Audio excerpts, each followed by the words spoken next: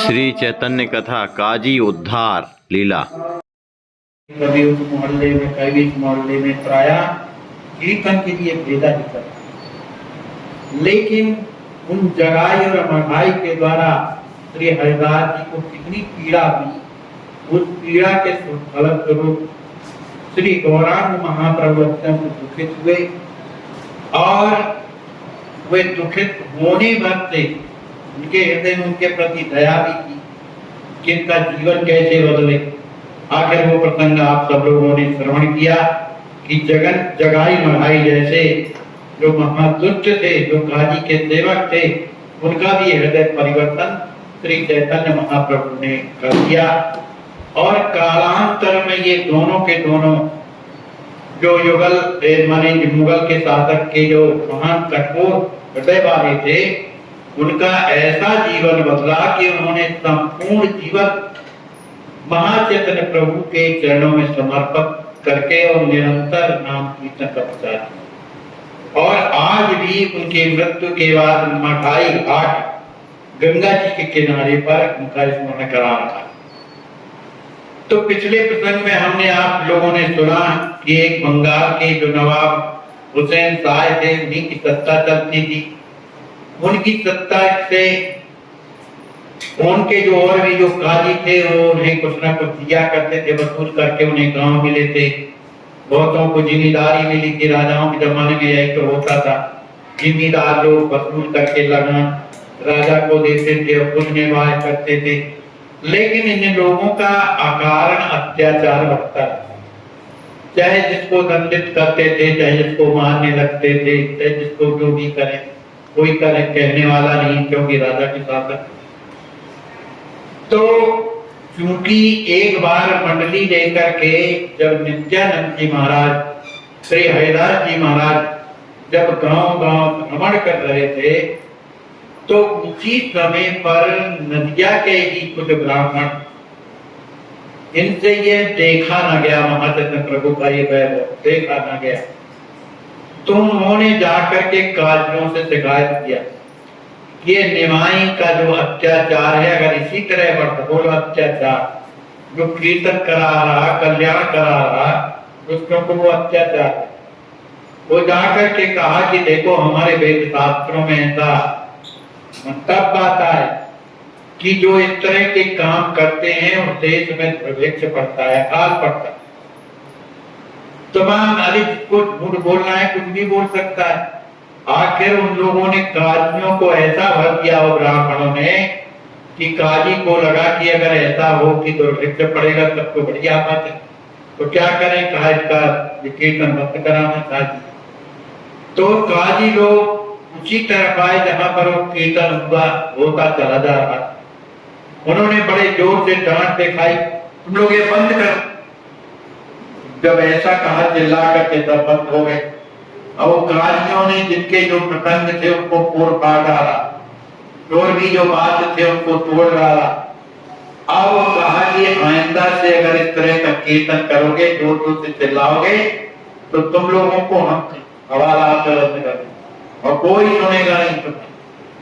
बेचारे डर गए, लेकिन हरिदास जी नहीं डरे। लेकिन करें क्या, वो भी लौट करके आ गए, बड़े दुखी थे। रोजाना क्या क्या घटना घटती थी, रोजाना आकर के गौरांग महाप्रभु को सुनाते थे। आज की जो समस्या है बड़ी ही कठिन।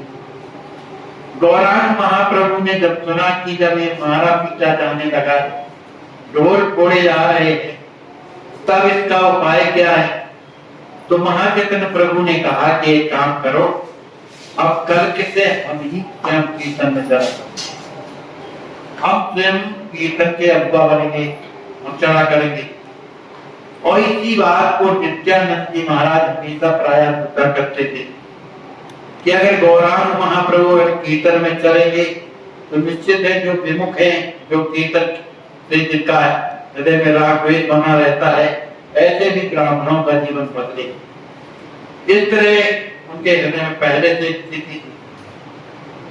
उन्होंने श्री नित्यानंद जी से कहा, गौरांग महाप्रभु ने, कि आप जाइए और जाकर के गांव-गांव में और प्रत्येक मोहल्ले में ये ढिढोरा पीट करके आइए कि आज रात्रि में सामूहिक कीर्तन गांव में किया जाएगा।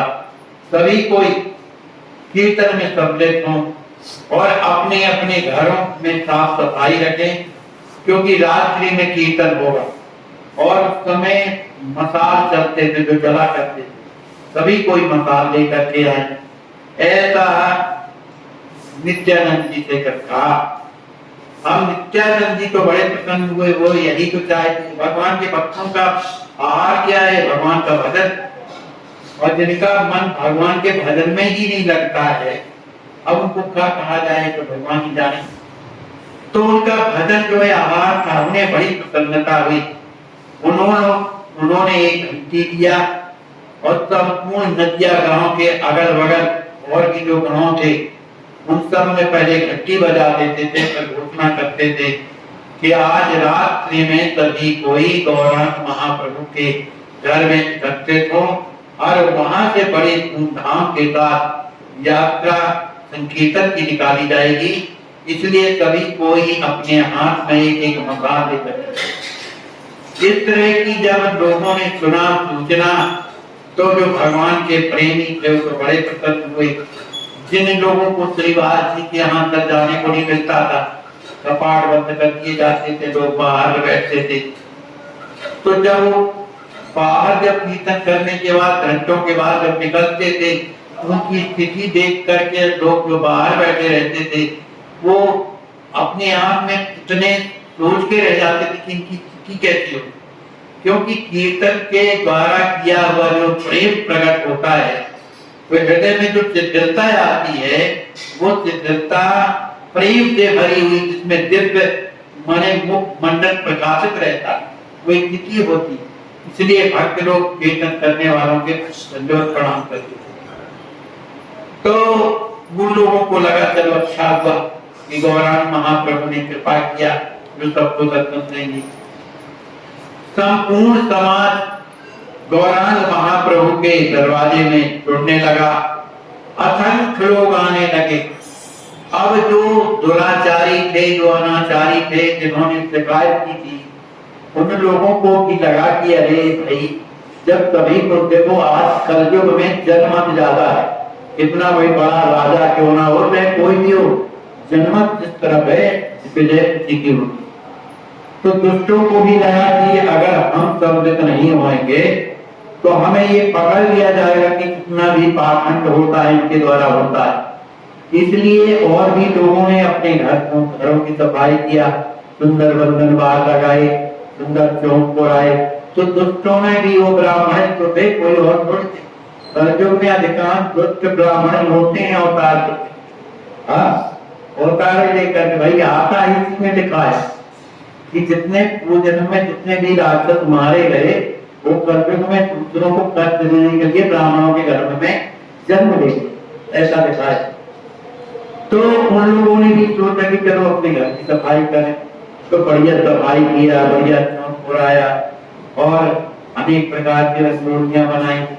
ये ना हो कि इनको कोई उत्साह नहीं।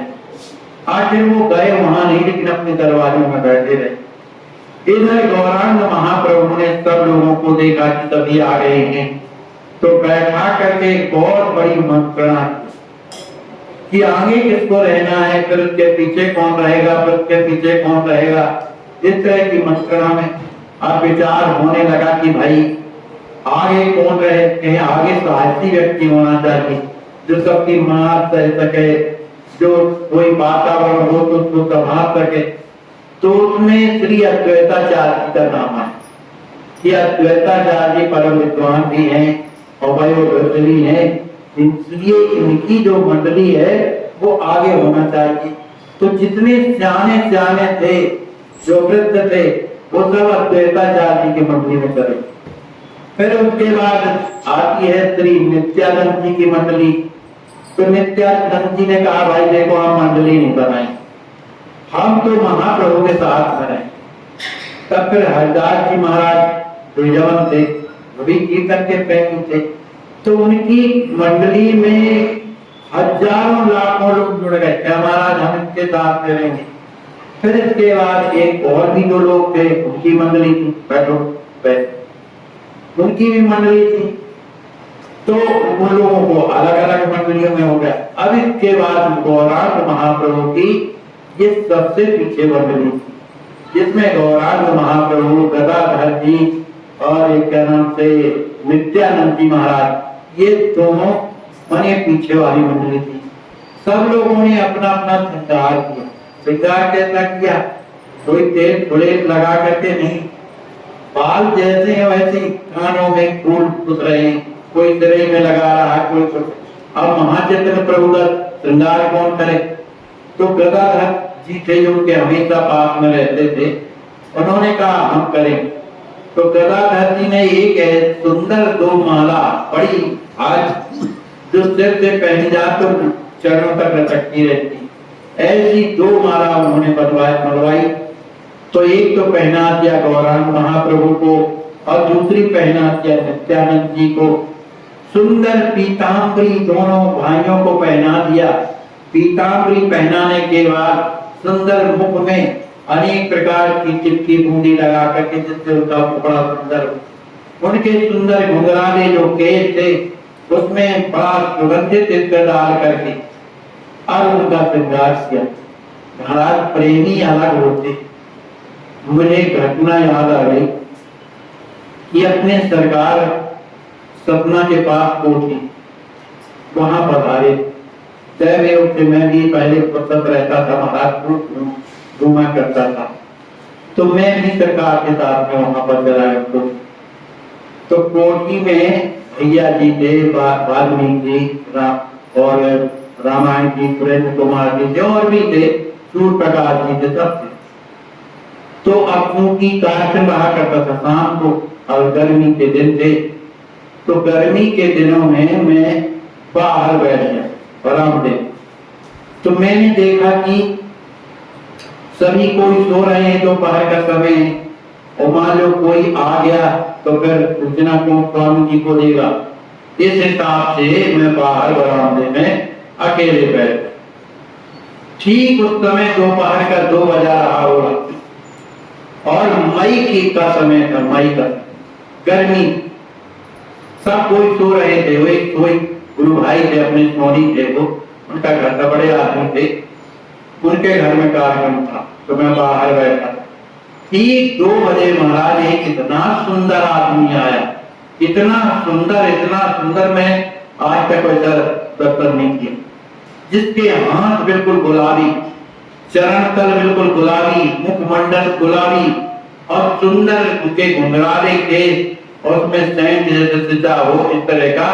अब वो आया और दंडवत किया वहीं पर, अब नीचे बैठ गया, छत में भी नहीं बैठा, नीचे बैठ। उसको देख करके मुझे लगा कि ये कोई राजा महाराजा होगा भैया, लेकिन मन में आया कि राजा कैसे हो सकता है, भाई अकेले आया है। बैठा रहा। मैंने कहा कि आप अपना परिचय तो दीजिए, कौन है आप? अरे कहा मैं इसी कोठी का हूँ, और मैंने सोचा कि समय स्वामी जी फुर्सत में होंगे, इसलिए दर्शन करने के लिए। लेकिन महाराज वो जैसे ही कह रहा था, उसका हृदय द्रवित था, वाणी में जो है एक प्रकार का प्रेम भरा हुआ था। और कहा कि आप एक काम करिए, थोड़ा कृपा हो जाए तो दर्शन मिल जाए। तो मैंने कहा कि आप भी अभी तो सरकार लेते हैं, तो अभी कहाँ, तो थोड़ा आपको चिंता करनी पड़ी। आखिर मैंने कहा तो आप नीचे क्यों बैठे हैं, फर्श में बैठ जाइए। अरे नहीं ठीक है, ठंडा था इसलिए नीचे बैठा।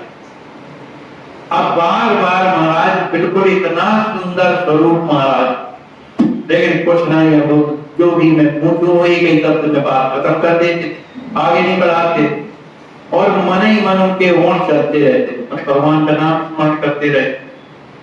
बड़ी देर हो गई, मैं गया अंदर, जहाँ सरकार शहर में थे, सरकार शहर कर रहे थे, बड़े महाराज भी थे, वो भी शहर कर रहे। अब क्या कर, लेकिन उन्होंने परिचय भी नहीं बताया कि कौन है। तभी जिनका वो मकान था, वो मकान मालिक बाहर निकलता, और जैसे ही उनको देखा वो चरणों में गिर गया मकान मालिक। अरे महाराज आप इधर नीचे बैठे हो। मैंने कहा ये कौन? कहा ये कोठी नरेश। कोठी नरेश अरे मैंने कहा देखो आपने मेरे से झूठ बोला तो बोले नहीं। अरे कहा क्या बैठे रहे, चरणों में मैंने भी प्रणाम किया हमको। मैंने कहा भाई जाता हूँ देखो महाराज जी को उठाकर महाराज जी के पास गए। मैंने कहा महाराज कम से कम 1 घंटे, और महाराज वो पहने आए रहे, वो पहने 2 बजे की कड़क की धूप, लाल लाल पैर में छाले पड़ गए। मैंने देखा गुलाब जैसे होता है गुलाब का फूल वैसे उनके चरण। तो जाकर के महाराज से प्रार्थना किया, महाराज जी कोठी नरेश बैठे हैं, कम से कम 1 घंटा हो गया, कृपा करिए तो सरकार विराज कराए। अब कहा भाई अगर स्नेह में होंगे तो ऐसी बात ठीक नहीं रहता है, उन्होंने मना किया है, लेकिन सरकार तो सब जानते, सरकार विराजित खड़े हैं से किसी की प्रतीक्षा में रहे। मैंने हाथ जोड़ के कहा कि चल गया। महाराज जी वहां ही जैसे ही सुना कि सरकार विराजे हैं, वहां ही से दंडवत करना शुरू किया महाराज मने राजा, और पूरी जमीन भींगती जा रही थी पूरी आंखों से। और जहां सरकार विराजे थे वहां जा करके और फूट फूट के रोने। सरकार उठ करके खड़े हुए, अरे भाई आप ऐसा कैसे करते हैं, बगल में बैठाया और चित्र की सीधी उड़ेल दिया उनके सिर में, बालों का जब संदर्भ आया तब से याद है खूब सरकार ने उनके सिर में बालों में चित्र डाला और बड़े प्रेम से, अरे बताइए आप तो राजा हैं, ऐसे दोपहर में आप आए हैं। कहा आप तो महाराजा हैं। राजा बोलता है आप तो महाराजा है। फूट फूट के रोया महाराज जी, इतना प्रेम। देखो कितनी बड़ी बात है, महाराज राजा होकर के और कितना हृदय में संतों के प्रति प्रेम, कि बेचारा अकेले में दोपहर में इसलिए आया कि कोई जाने न कि कोठी रहे जाए। तो भगवान की कृपा तो ऐसे पे होती है, केवल ऊपरी कुछ और हो, हृदय कुछ और, ये चीजें तो बहुत दूर है। वो भले अपने आप को सोचे कि मैं भगवान का, जिनका अभिमान गल जाता है सब जगह भगवान की कृपा समझ में आती, भगवान की वही होती। तो आज गौरांग महाप्रभु का जो श्रृंगार हो रहा है, गदाधर जी करते हैं, उनके सुंदर केशों में सेंट डाल करके अनेक प्रकार से उनके बाल संभाल